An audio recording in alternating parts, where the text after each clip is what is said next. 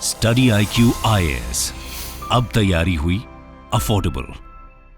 इस प्रोग्राम की अगर मैं आपको इंपॉर्टेंस बताऊं तो इस प्रोग्राम में दुनिया के जितने बड़े लीडर थे वो सब के सब मौजूद थे। इंडिया से भी इस प्रोग्राम को अटेंड करने के लिए नितिन गडकरी जी वो भी यहाँ पे मौजूद थे। एक तरफ ईरान का जो पार्लियामेंट है वहां पे नारेबाजी हो रही है कि डेथ टू अमेरिका इजराइल, और वहीं अगर हम दूसरी तरफ देखें मोसाद वो अपने खतरनाक प्लान को एग्जीक्यूट करने की फिराक में बैठी है। तो इजराइल फलस्तीन और हमास वॉर के शुरू होने से बाद से ही ये शख्स जो था ये हजारों लोगों को मारकर बहुत टाइम से अंडरग्राउंड जा चुका था। इजराइल के खिलाफ अगर हम जो भी वॉर चल रही है उसको एज अ चेस समझें तो इस चेस के जितने भी प्यादे हैं, जैसे कि गाजा पट्टी के हमास, लेबनान में जो हिजबुल्लाह है, यमन के हूदी रेबेल हैं, इन सबको किसी न किसी हद तक ईरान ही सपोर्ट करता है।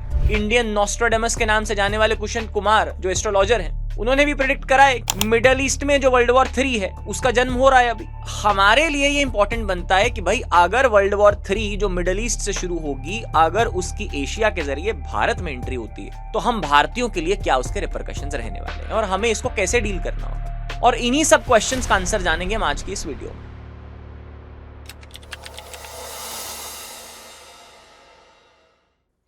30 जुलाई 2024।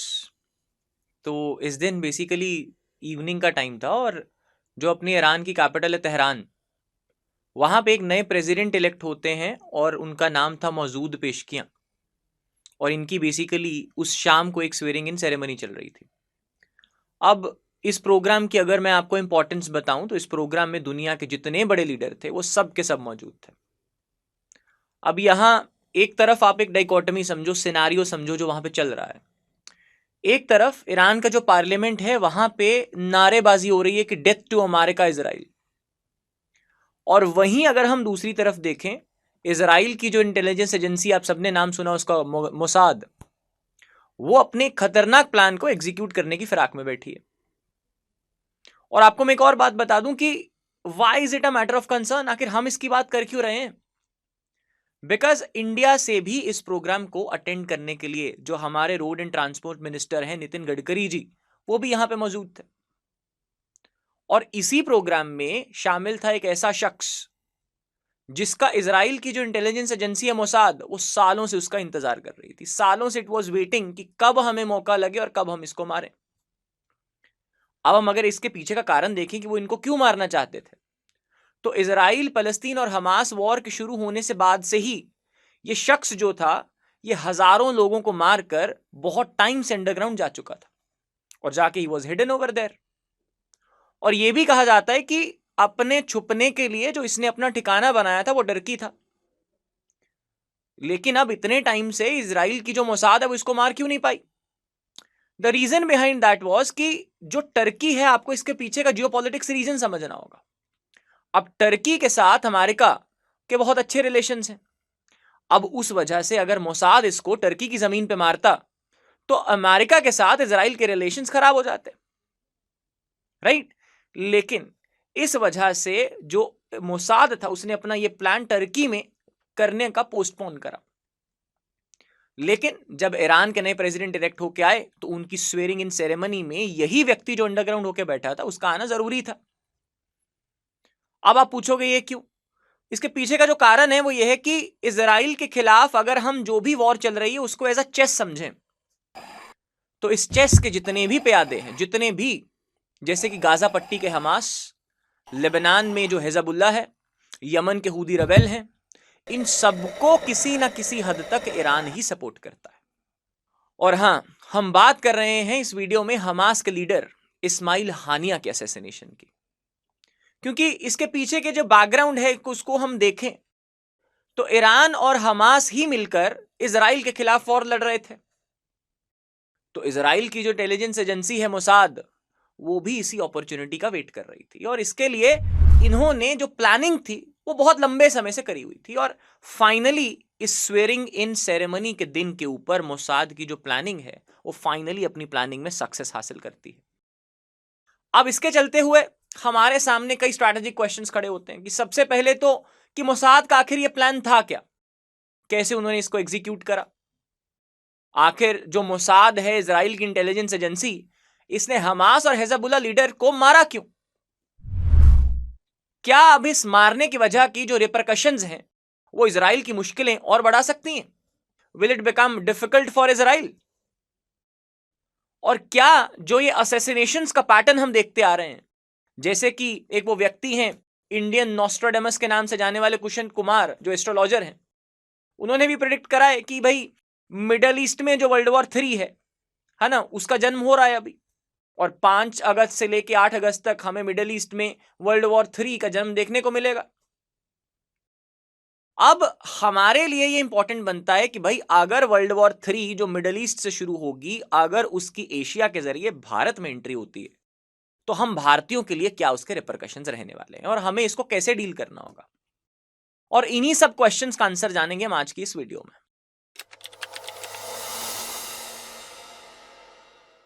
तो वैसे तो ये ज्यूज इजराइल का मुद्दा जो है ये काफी पुराना है, लेकिन अगर हम इस कहानी को 20th सेंचुरी से समझें तो हमें इसके लिए जानना होगा वर्ल्ड वॉर 1 को।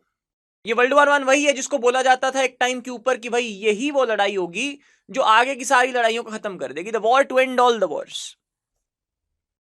तो दरअसल जो वर्ल्ड वॉर 1 है, इसमें अगर मैं आपको पार्टिसिपेंट समझाऊं कि भाई कौन किसके साथ लड़ रहा था, तो ब्रिटेन, फ्रांस और जो रशिया थे ये एक तरफ लड़ रहे थे, और दूसरी तरफ इनके ओपोनेंट्स में थे इटली, आप जर्मनी को जानते होंगे, आप ऑस्ट्रिया हंगरी को जानते होंगे। और ये तीन के जो मेजर प्लेयर्स थे ये लड़ कहां पे रहे थे? ये लड़ रहे थे बुल्गारिया और सर्बिया के बॉर्डर के ऊपर। लेकिन लड़ते लड़ते जब वॉर बीच में, क्योंकि ये वॉर कम से कम 4-5 साल चली, तो जैसे ही ये वॉर का मिड टाइम आया, तो मिड टाइम आते आते ब्रिटेन और फ्रांस को ये रियलाइज हो गया था कि वो डेफिनेटली इस वॉर को जीतने जाएंगे, एंड वो आखिर में जीते भी। लेकिन मिड में ही उन्होंने सोचा कि भाई यार, जीतने के बाद भी तो जीती हुई टेरिटरीज को हमें अपने बीच में बांटना ही है, तो क्यों ना ऐसा करा जाए कि भाई अभी से हम फैसला कर लेते हैं कि जीतने के बाद कौन सी जमीन किसको मिलेगी। और ब्रिटेन और फ्रांस फिर अपने बीच में जमीन बांट लेते हैं। अब जमीन बांटने के लिए जो अग्रीमेंट वो साइन करते हैं, वहीं से जन्म लेता है फेमस साइक्स पिकेट अग्रीमेंट।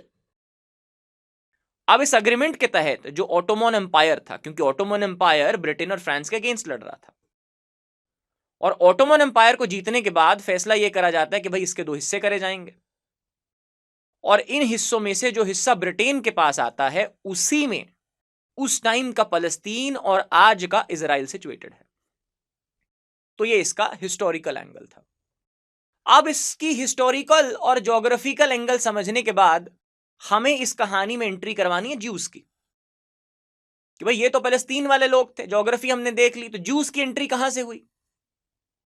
अब आप समझिए इस कहानी के दूसरे पैरेलल को, दैट इज ज्यूस का एंट्री।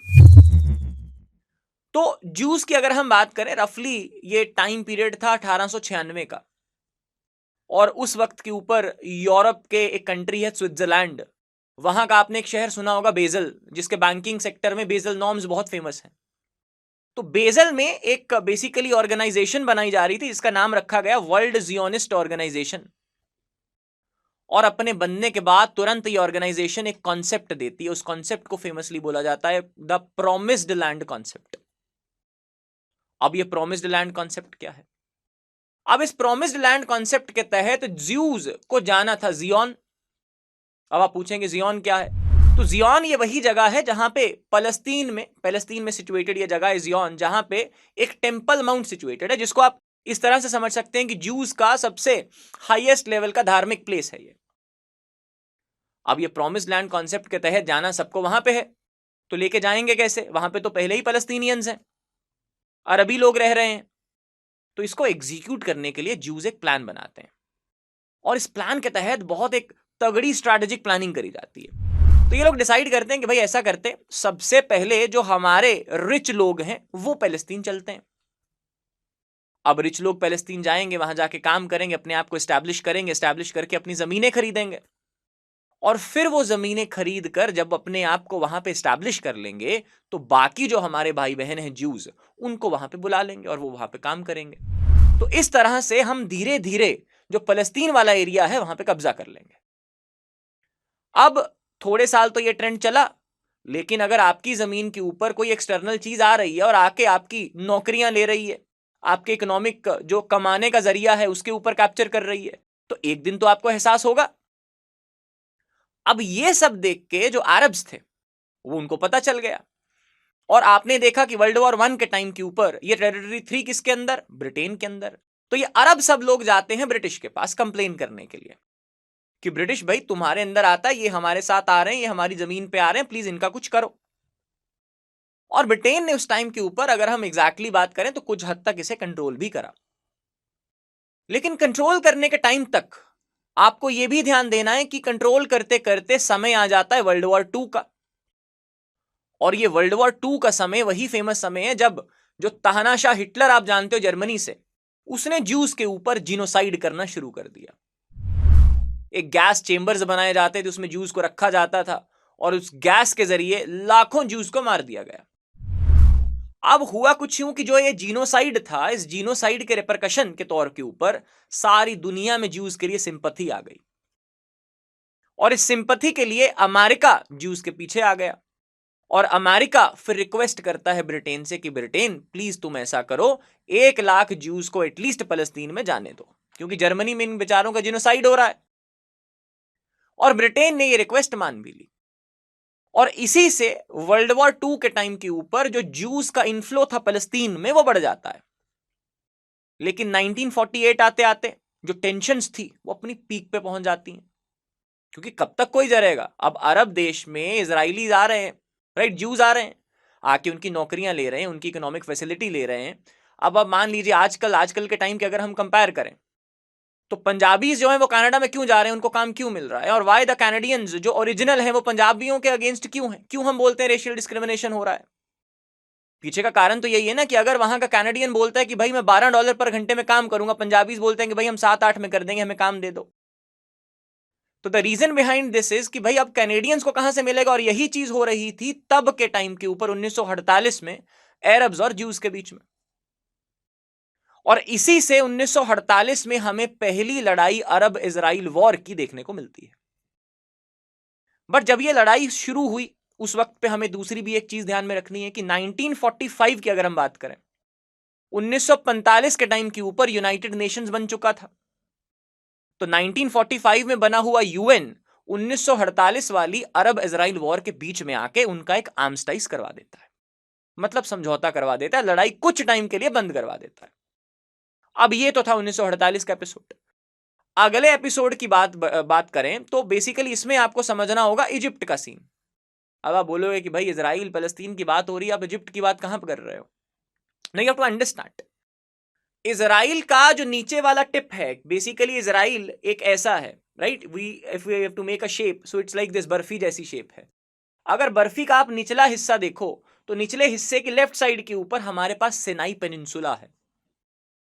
अब ये सुनाई पेनिनसुला है, ये इजिप्ट का हिस्सा है, और सिनाई पेनिनसुला की बिल्कुल नॉर्दर्न साइड जो आज के टाइम के ऊपर इजराइल ने अपने अंदर शामिल कर ली है, ये जो गाजा पट्टी है, ये पहले इजिप्ट का हिस्सा थी,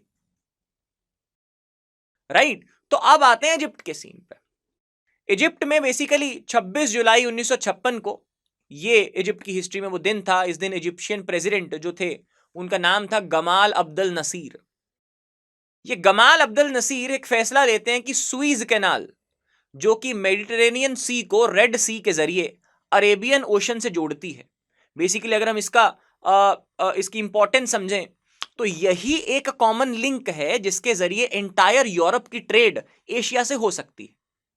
अगर आज की डेट के ऊपर सुइज कैनाल नहीं होती तो हमें, और जो अफ्रीका है, अफ्रीका के नीचे से घूम के कोई भी अगर यूरोपियन कंट्री के साथ ट्रेड करनी है, आप स्पेन की बात करो, इटली की बात करो, फ्रांस की बात करो, जर्मनी की बात करो, ब्रिटेन की बात करो, किसी भी देश को अगर एशिया के किसी भी देश के साथ ट्रेड करनी है, और फॉर दैट मैटर चाइना के साथ ट्रेड करनी है, तो उनको केप ऑफ कॉमरिन से नीचे घूमते हुए, अफ्रीका से नीचे घूमते हुए ऊपर आना पड़ेगा। तो ये उनका रास्ता एक शॉर्ट कर देती है, क्योंकि जितना घूमना पड़ेगा उतना ट्रांसपोर्टेशन में कॉस्ट ज्यादा आएगा, तो माल महंगा हो जाएगा पहुंचता पहुंचता। अब जब इस कैनाल को बेसिकली नेशनलाइज कर दिया जाता है तो गमाल अब्दुल नसीर बोलते हैं कि भाई इसमें हम किसी को एंट्री नहीं देंगे, इट हैज बीन नेशनलाइज्ड, आपको इजिप्ट को पैसा देना होगा। तो इस मौके के ऊपर इजिप्ट के सुइज कैनाल नेशनलाइजेशन का जवाब देने के लिए उतरता है इजराइल। अब आप सोचेंगे कि भाई इजराइल क्यों उतरा, है ना, कि इजराइल का क्या इंटरेस्ट था। तो दरअसल नेशनलाइजेशन से पहले जो सुइज कैनाल थी उसका कंट्रोल ब्रिटेन और फ्रांस के पास था। और अब इसको आप लिंक करिए कि भाई वर्ल्ड वॉर 2 के टाइम के ऊपर जो ब्रिटेन था उसने इजराइलीज को कैसे फायदा पहुंचाया था। तो ब्रिटेन ने वर्ल्ड वॉर 2 के टाइम के ऊपर जो हिटलर जब उनका जीनोसाइड कर रहा था तो ज्यूज को पैलेस्तीन में जाना अलाउ करा था। तो बस यही वो समय था कि इजराइलीज जो ब्रिटिश हैं उनका फेवर रिटर्न कर पाए। अब इजराइल ने हमला कर दिया और हमला करते हुए जो पहला पार्ट है तो उसने क्या करा, जो गाजा पट्टी है आज के टाइम की, जहां पे अभी का हमास है जिसके बारे में हम ये वीडियो में बात कर रहे हैं, तो हमास आज के टाइम के ऊपर गाजा पट्टी में है और गाजा पट्टी आज के टाइम पे इजराइल में है। लेकिन सुइज कैनाल से पहले ये गाजा पट्टी इजिप्ट का पार्ट थी। और दूसरा तो हमला करते हुए इजराइल ने क्या करा, गाजा पट्टी पे कब्जा कर लिया और दूसरा कब्जा उसने कहां पे किया, शर्म अल शेख पे। अब शर्म अल शेख वही है जहां पे COP27 इजिप्ट की मीटिंग हुई और उस पर भी कब्जा कर लिया। लेकिन इस समय जो यूएस था वो इंटरवीन करता है। तो जब इजराइल कब्जा कर लेता है तो तब यूएस आता है इंटरवेंशन में और इनकी बातचीत को नॉर्मल करा देता है। लेकिन इस घटना से ना जो एक रेपरकशन निकलता है वो ये है कि अरब वर्ल्ड सारे का सारा जाग जाता है। उनको ये रियलाइज होता है कि भाई क्या प्रॉब्लम है, इजराइल इतनी छोटी सी कंट्री है, जब आता है हमें हरा के चला जाता है, प्रॉब्लम कहां है हमें, इतने बड़े बड़े हम देश हैं, क्या प्रॉब्लम है हमें। तो एट दिस पॉइंट जब वो मीटिंग्स वगैरह करते हैं उनके रियलाइजेशन होती है कि यार शायद हमारी कमजोरी ये है कि हमारी एक पर्टिकुलर ऑर्गेनाइजेशन नहीं है और अपनी एक ऑर्गेनाइजेशन ना होने की वजह से हम बार बार इजराइल से हार जाते हैं। और यही वो मीटिंग थी जिससे फेमस PLO यानी कि पैलेस्टीन लिबरेशन ऑर्गेनाइजेशन का जन्म होता है। अब PLO का जन्म हो गया, सब लोग साथ में आ गए, ऑर्गेनाइजेशन की कमी थी, ऑर्गेनाइजेशन इनकी बन गई। तो भाई अब करें क्या। तो सबसे पहले PLO जो हमला करती है उसको फेमसली बोला जाता है 6 डे वॉर। अब 6 डे वॉर में इजराइल तो इजराइल है, ये हमला करते हैं उन पे साथ में मिलके, लेकिन इजराइल फिर से उन पे भारी पड़ता है। और इस टाइम जो इजराइल था, क्योंकि पिछली बार तो यूएस ने इंटरवेंशन करा तो वो पीछे हट गया था, लेकिन इस बार इजराइल ने इजिप्ट से जो गाजा पट्टी थी वो परमानेंटली छीन ली। और यही नहीं, अरब नेशंस की यूनिटी का जवाब देने के लिए कि भाई तुम लोग ऑर्गेनाइजेशन बना के आए हो, जो इजिप्ट के साथ आया है सबको जवाब देंगे। तो इसने क्या करा, इसी वॉर में जॉर्डन से वेस्ट बैंक छीन लिया जहां पे आज की डेट का फाता है, और सीरिया से गोलन हाइट्स भी छीन ली कि भाई अब होगा। लेकिन इस बार फिर हारने के बाद अरब नेशंस जाते तो जाते कहां, क्योंकि पिछली बार तो यूएस ने समझौता करवा दिया था। तो इस बार जो अरब नेशंस हैं वो जाते हैं यूनाइटेड नेशंस के पास और यूएन से लोग गुहार लगाते हैं कि भाई हमारा समझौता करवा दीजिए। और यूएन फिर फाइनली बीच में आके इनका समझौता फिर से करा देता है। लेकिन इसी कंटेक्स्ट के बैकग्राउंड में जो PLO था वो थोड़ा रेडिकल होने लगता है और रेडिकलाइज्ड PLO अपने आप को एक नया नाम देता है जिसका नाम है फाता। और ये फाता वही है जिसकी कमाल संभालते हैं आगे जाके यासीर अराफात। और यासीर अराफात जो है, ये जब फाता की बेसिकली इनको कमान मिलती है, आके इनको कुछ करना था, अपने आप को लीडर प्रूव करना था, तो ये पहली बार प्लान करते हैं वॉर, दैट इज योम किपुर वॉर। अब योम किपुर वॉर की अगर बात करें तो 6 अक्टूबर 1973 का वो दिन था और इजराइलीज अपना एक फेस्टिवल मना रहे थे जिसका नाम है योम किपुर। अब बेचारे फेस्टिवल में मशरूफ हैं, उनको क्या पता कि उनके ऊपर अटैक होने लगा है। और इसी दिन फाता उनके ऊपर अटैक करती है और दे टुक इजराइल बाय सरप्राइज। लेकिन फिर से इजराइल बीइंग इजराइल वो फिर से रिटेलिएट बैक करता है और सबको हरा देता है इस बार। और अभी इस हार का गुस्सा जो था वो दिखाने के लिए सब जो अरब नेशंस थे वो फिर से साथ में आते हैं। अब हार तो गए हैं बेचारे, कहीं ना कहीं तो गुस्सा दिखाएंगे, क्या करें। अब तुमने पहले उनको जो 6 डे वॉर थी वहां पे इजराइल ने तुम्हें हरा दिया, फिर योम किपुर वॉर हुई फिर से तुम्हें हरा दिया। तो इस अब वाली हार का जो बदला था वो अरब नेशन सोचते हैं कि भाई हम कैसे बदला ले सकते हैं, कि उन्हें भी पता था इजराइल के पीछे सपोर्ट तो वेस्ट की है, definitely of United states of America. तो वो क्या करते हैं, इनको एक बात दिमाग में आती है कि भाई हमारे पास वर्ल्ड का जितना कच्चा तेल है, क्रूड ऑयल है, उसके ऊपर मोनोपोली है। तो अपन की जो ऑर्गेनाइजेशन है OPEC, organization of petroleum exporting countries, है ना, तो उसके जरिए सारे ऑयल की सप्लाई वर्ल्ड ओवर बंद कर देते हैं और फिर वेस्टर्न कंट्रीज को पता चलेगा। अभी जब ऑयल की सप्लाई बंद होती है तो यूएसए को फिर से ये बात चुभेगी and USA comes back into the scene. अब जब यूएसए फिर से बीच में आता है और इनकी सुलह करवाने की कोशिश करता है, तो इस वाली जो सुलह है उसको फेमसली हम बोलते हैं कैंप डेविड टॉक्स। अब कैंप डेविड टॉक्स के अंदर एक बहुत इंटरेस्टिंग चीज होती है। अब एक बात समझिए, जितने भी अरब नेशंस थे, जितने भी लोग लड़ रहे थे, किसके पीछे? इजिप्ट के पीछे। इजिप्ट की ही टेरिटरी थी ना। तो लेकिन जब कैंप डेविड टॉक्स होते हैं तो उसमें जो पीएलओ थी, पैलेस्टीन लिबरेशन ऑर्गेनाइजेशन, जो बेसिकली इजिप्ट की टेरिटरी गाजा पट्टी के लिए लड़ रही थी, वो तो उसका बायकॉट कर देती है। लेकिन इजिप्ट पीछे से जाके यूनाइटेड स्टेट्स ऑफ अमेरिका और इजराइल के साथ हाथ मिला लेता है। अब सबको यह होता है कि भाई जिस देश की टेरिटरी के लिए लड़ रहे थे उसने तो जाके हाथ मिला लिए, अब क्या करें? तो यहीं से एक डिसीजन लिया जाता है। पैलेस्टीन लिबरेशन ऑर्गेनाइजेशन ये डिसाइड करती है कि भाई अब हम क्या करेंगे। दे सेड कि लोग जो हैं, लोग कहते कि भाई हमें इनके साथ जाना ही नहीं है, we will be radicalized people now. हम अपने हथियार अपने हाथों में खुद उठाएंगे और खुद उठा के इन इजराइलियों और यूनाइटेड स्टेट्स ऑफ अमेरिका के खिलाफ लड़ाई करेंगे। और इस लड़ाई को पहली बार जब लोग अपने हाथों में हथियार उठाते हैं तो बोला जाता है पहला इंतिफाड़ा। अब जब पहला इंतिफाड़ा होता है तो लोग एक व्यक्ति शेख अहमद यासीन के अंदर अपने हाथों में हथियार उठा लेते हैं और इस एपिसोड के बाद जन्म लेती है वो ऑर्गेनाइजेशन जिसके साथ प्रेजेंट डेट में इजराइल की लड़ाई है, नोन एज हमास। हमास यानी कि हरकत अल मुकावमा अल इस्लामिया, जो कि कसम खाता है कि इजराइल को आर्म्स और वायलेंस के जरिए हम लोग जड़ से मिटा देंगे। और आपकी एक एक्स्ट्रा इंफॉर्मेशन के लिए मैं आपको बता दूं कि जो वो पहले वाला ग्रुप है फाता, जिसको लीडरशिप दे रहे हैं यासिर अराफात, वो 2013 के आसपास यूनाइटेड स्टेट्स ऑफ अमेरिका से वो भी सुलह कर लेता है और अपने आप को इजराइल की ईस्टर्न साइड के ऊपर एक जगह है जिसका नाम है वेस्ट बैंक, और वहां पे सेटल कर लेता है। लेकिन गाजा पट्टी के हमास, ये वही लोग हैं, पहले इंतिफाड़ा वाले लोग हैं, खुद लोगों ने हथियार उठाए हैं। ये गाजा पट्टी के हमास आज भी इजराइल के खिलाफ अपनी ईरान की सपोर्ट से जंग जारी रखे हुए हैं। इस्माइल हानिया, अब एक व्यक्ति इमेजिन करो, इजिप्ट में पैदा हुआ, अब फिलिस्तीन के लिए लड़ रहा है वो व्यक्ति, ईरान में मारा गया और कतर में इस व्यक्ति को दफनाया गया। अब इस शख्स की मिस्टीरियस कहानी को जानने के लिए हमें जानना होगा मोसाद की जो इंटेलिजेंस एजेंसी है जिसने प्लानिंग करके इसको मारा, वो प्लानिंग क्या थी। लेकिन प्लानिंग से पहले भी हमें यह जानना होगा कि आखिरकार जो इजराइल और हमास हैं, इनकी ये प्रेजेंट वाली वॉर शुरू कैसे हुई। हिस्ट्री तो हमने देख ली, प्रेजेंट वाली वॉर का क्या रीजन था और आखिर क्यों अब की बार जो इजराइल है ये गाजा से हमास को जड़ से खत्म करने के पीछे लगा हुआ है। तो इस कहानी को जानने के लिए अगर मैं आपको रफली एक रेफरेंस दूं, हम पिछले साल में चलते हैं, अक्टूबर के महीने में 2023 के अक्टूबर का वो टाइम था, 7 अक्टूबर का वो दिन था। अब गाजा पट्टी में जो मिलिटेंट ग्रुप है हमास, उसने ना शाम के समय इजराइल की जो कैपिटल है तेल अवीव, उसके पास एक फंक्शन चल रहा था और वहां उस फंक्शन के ऊपर लगभग 2200 के आसपास रॉकेट मिसाइल्स दाग दी।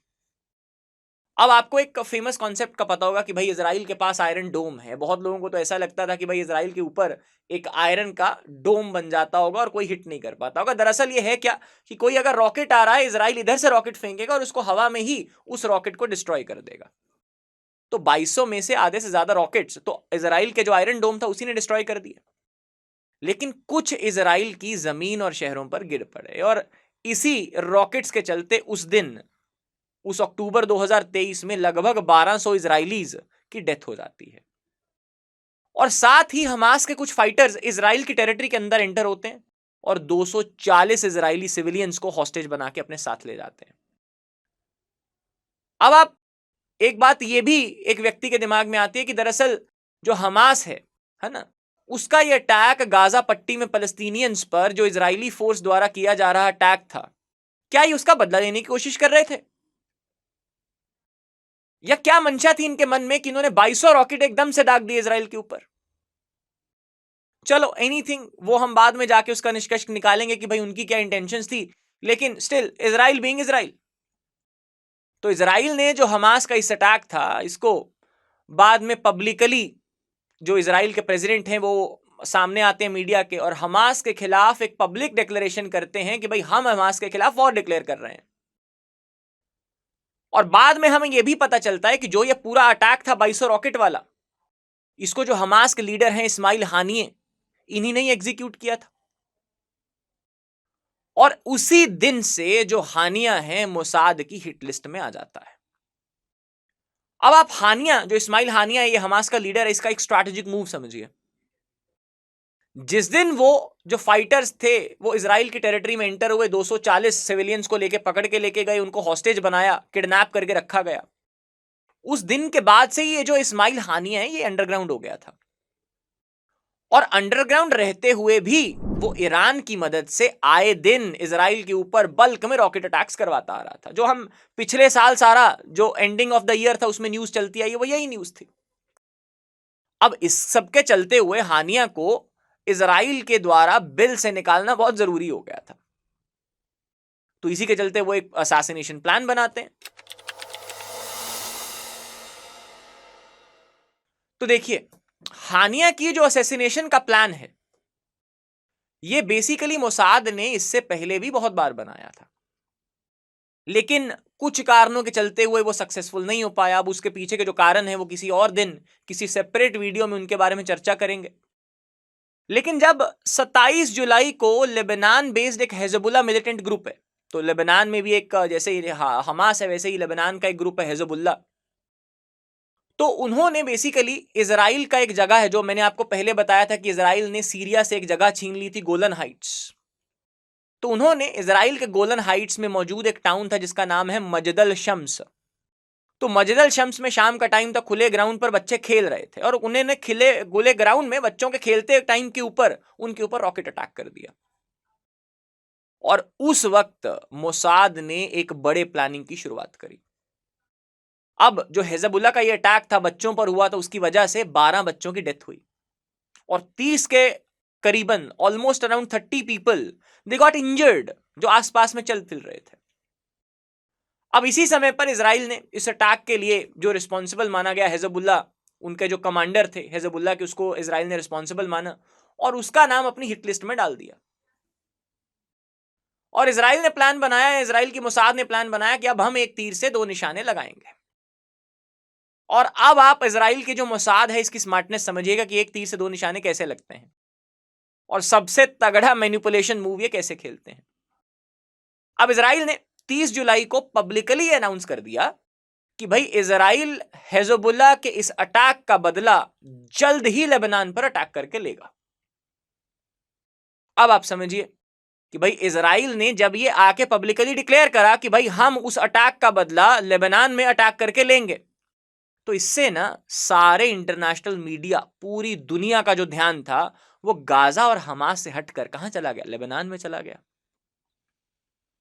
और यही नहीं, इजराइल की इस पब्लिक अनाउंसमेंट के बाद जो हमास का लीडर था हानिया और ईरान, ये लोग भी रिलैक्स हो गए।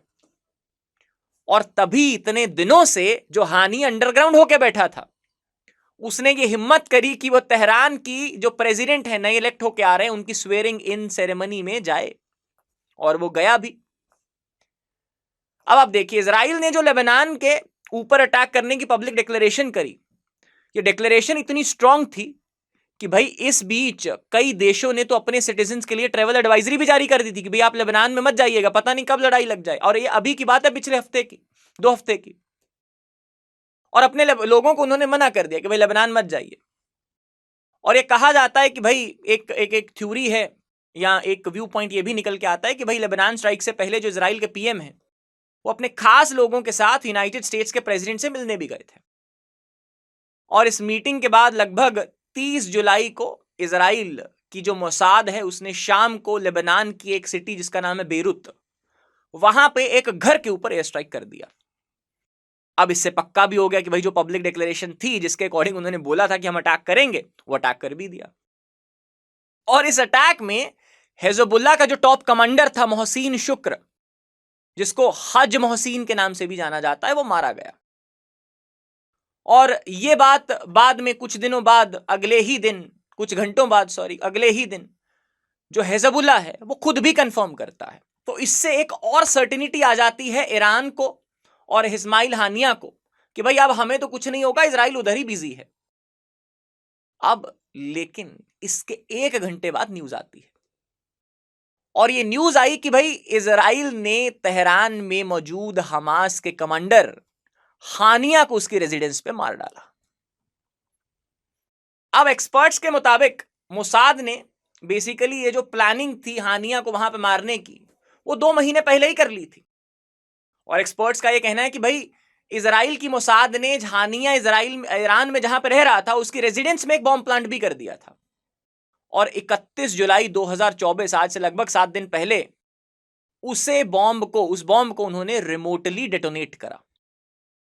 लेकिन अब ईरान की भी एक थ्योरी है, देखो अगर हम इस बात को करें कि भाई उस बॉम्ब को रिमोटली डेटोनेट करा गया और तो इसको पहले ही 2 महीने पहले लगा दिया गया था, तो एक दूसरे देश में किसी दूसरे देश की इंटेलिजेंस एजेंसी जा रही है, उसको पता चल रहा है कि भाई हानिया रहे कहां पे रहा है।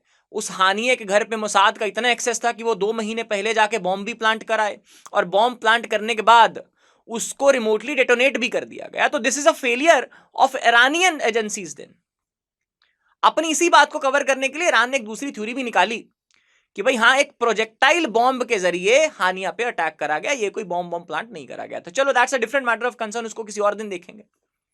लेकिन अब जो मरता है ये इस्माइल हानिया, ये वही इंसान था जो एक वायरल वीडियो में आपको बहुत टाइम पहले इजरायली लोगों की डेथ्स और इजरायली विमेन के रेप्स को सेलिब्रेट करता भी देखा गया था। ये वही इंसान है, और ये वही इंसान है कि जिसकी वजह से जो इजराइल और हमास का वॉर है प्रेजेंट वाला, 7 अक्टूबर 2023 वाला, वो शुरू भी हुआ था।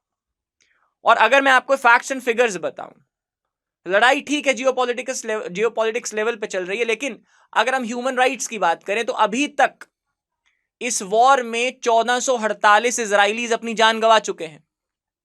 39,145 फलस्तीनियंस को इस लड़ाई में अपनी जान गंवानी पड़ी है। और अगर मैं ये दोनों फिगर्स को कंबाइन कर दूं, इन दोनों फिगर्स का 50% आंकड़ा विमेन और माइनर विक्टिम्स हैं। 240 से ज्यादा लोग अभी भी हमास के पास हॉस्टेज हैं। और जून 2024 की रिपोर्ट के मुताबिक अगर हम बात करें तो वॉर की वजह से अब तक गाजा की 85% पॉपुलेशन ऑलरेडी डिस्प्लेस हो चुकी है, जिसमें से 60,000 के आसपास तो लास्ट मंथ ही डिस्प्लेस हुए हैं।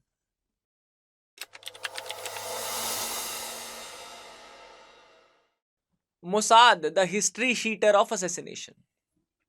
आपने नेटफ्लिक्स पर एक एनीमे देखी होगी जिसका नाम है डेथ नोट। अब ये एक नेटफ्लिक्स के ऊपर वेब सीरीज है, और इसमें एक व्यक्ति है, वो अपने दुश्मन का नाम डायरी पे लिख लेता है, और डायरी पे नाम लिखने के बाद तुरंत निकल पड़ता है उस दुश्मन का एंड सुनिश्चित करने के लिए।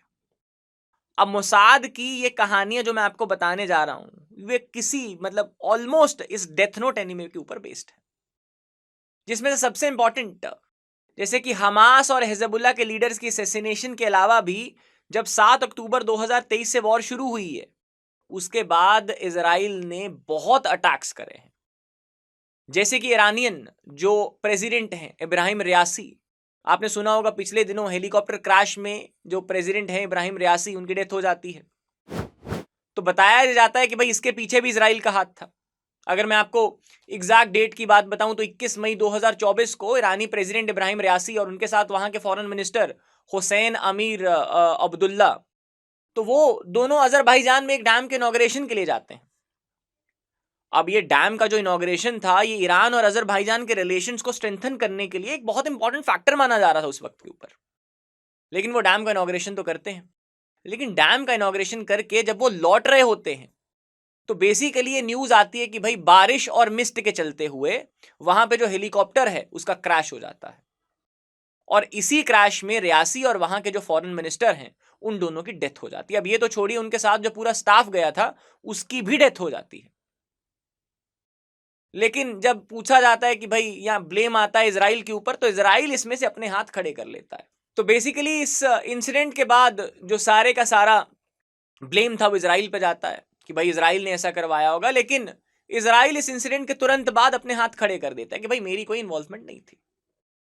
और इस बारे में एक्सपर्ट्स की भी माने तो एक्सपर्ट्स का मानना है कि भाई इजराइल ईरान या फिर किसी एनिमी देश के मिनिस्टर्स या इंपॉर्टेंट लोगों को तो मार सकता है, लेकिन इजराइल किसी देश के प्रेसिडेंट को मारने की गलती कभी नहीं करेगा।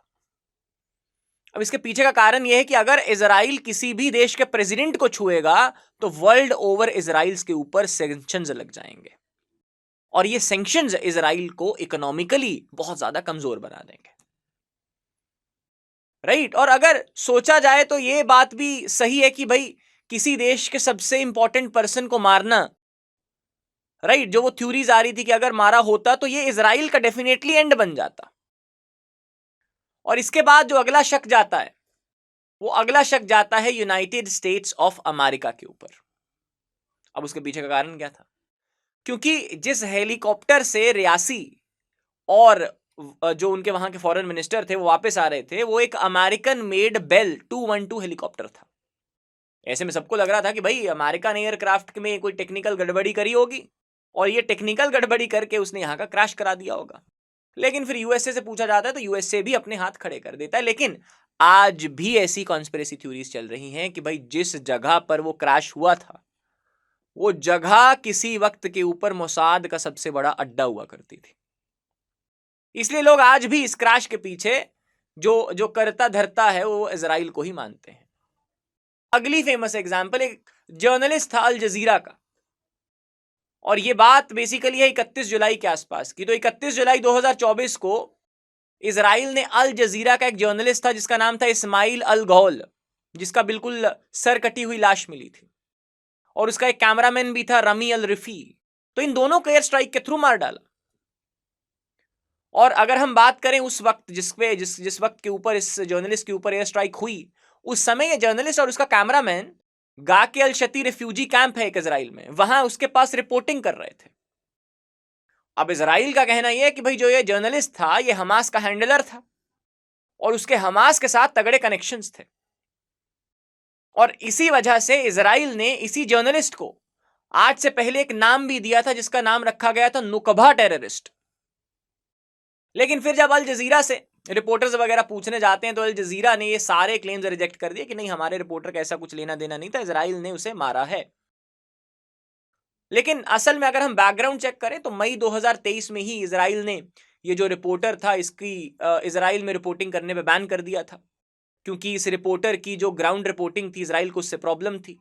और इजराइल हमास के बीच जो ये चल रहा वॉर था, इसमें अगर हम अभी तक फिगर पहचाने ऐसे कितने केस हैं घोल जैसे, 113 मीडिया पर्सन्स की डेथ हो चुकी है, 113 सर एंड मैम, जिसमें से ज्यादातर लोग पैलेस्टीनियंस थे। इजराइल की अगर हम हिस्ट्री देखें तो इजराइल ने ऐसे और भी कई ऑपरेशंस करे हैं जिन्होंने इसने उसमें सक्सेसफुली अपने जो एनिमी है उसको एलिमिनेट कर दिया है। अब अगर हम मैं आपको फेमस किस्सा हिस्ट्री से बताऊं, बहुत इंटरेस्टिंग किस्सा है ये, ईरान के न्यूक्लियर साइंटिस्ट का असैसिनेशन।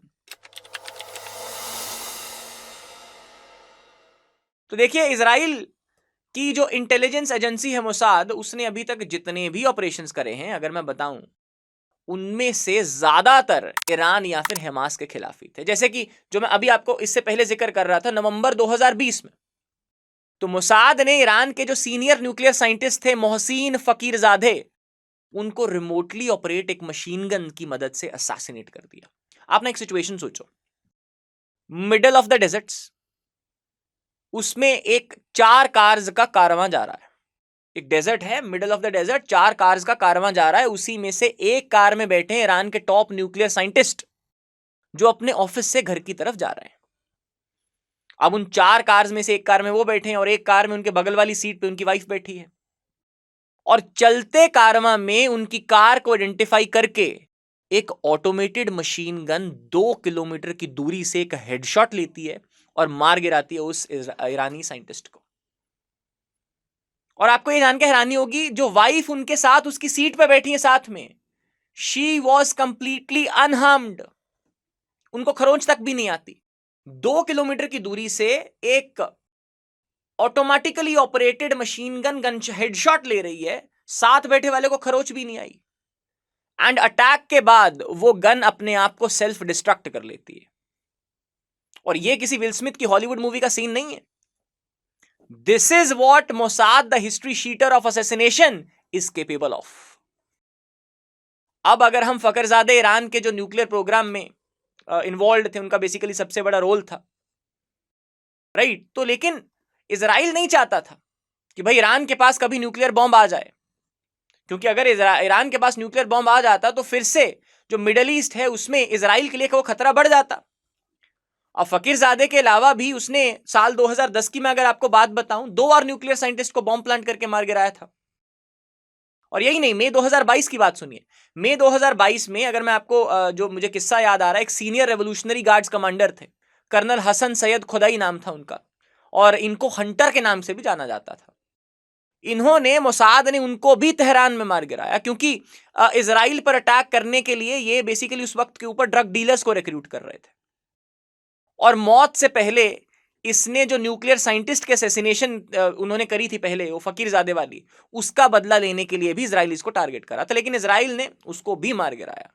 2022 में ही ईरानियन एरोस्पेस साइंटिस्ट थे अयूब इंतजारी और दूसरे न्यूक्लियर साइंटिस्ट कामरान मलापऊ, उन दोनों की भी पता डेथ किससे हुई? फूड पॉइजनिंग की वजह से। बोला जाता है कि मिस्टीरियसली डेथ हो गई फूड पॉइजनिंग से ऑफ अ साइंटिस्ट, जो एरोस्पेस साइंटिस्ट है, जो न्यूक्लियर साइंटिस्ट है। लेकिन इन दोनों डेथ्स के पीछे इजराइल का ही हाथ बताया है। तो 7 अगस्त 2020 को एक रिपोर्ट के मुताबिक इजराइल के जो कुछ स्पाइज थे या एजेंट्स थे, उन्होंने अलकायदा के एक और कमांडर थे, सेकंड इन कमांड थे अब्दुल्ला अहमद अब्दुल्ला, जिनको दूसरा नाम भी है उनका अब्बू मोहम्मद अल मसरी, उनको भी उनकी फैमिली के साथ तेहरान में ही मार गिराया। और अगला नंबर आता है 2020 में Quds force commander Qasem Soleimani का। इसकी भी यूएसए की मदद से इराक में एक एयर स्ट्राइक करवाई जाती है और मोसाद द्वारा इसकी भी असैसिनेशन कर दी जाती है। अब इन सारे ऑपरेशन से हमें यह पता चलता है कि भाई जो मोसाद के थ्रेट्स का एंड है, अगर मैं ये आपको असर्शन आज बोलूं कि भाई मोसाद के थ्रेट्स का जो एंड है वो सिर्फ मोसाद ही जानता है। शायद even God would not be knowing कि भाई मोसाद क्या करने जा रहा है, वो कब, कहां, कैसे और किसे मारेगा। Even God knows not about it. This is the impact of Mossad, the intelligence agency of Israel.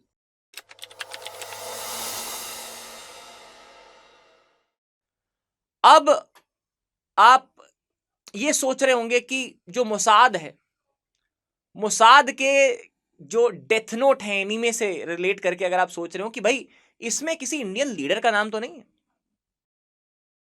Geopolitically अगर देखा जाए तो इजराइल और ईरान के इस वॉर से इंडिया को भी सफर करना पड़ सकता है। अब आप सोचेंगे कैसे?